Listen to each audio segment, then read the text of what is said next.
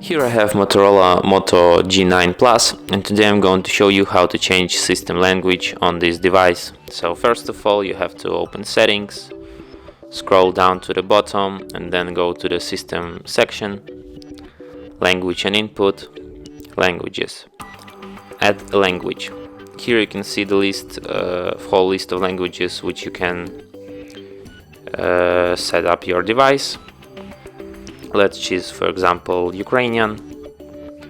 And what we have to do next is to drag this language on top, and it will change automatically.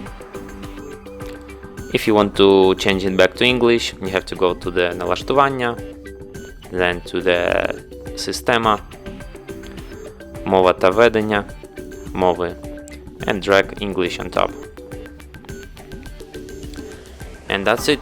Thanks for watching. If you find this tutorial useful, don't forget to hit that like button and subscribe to our channel.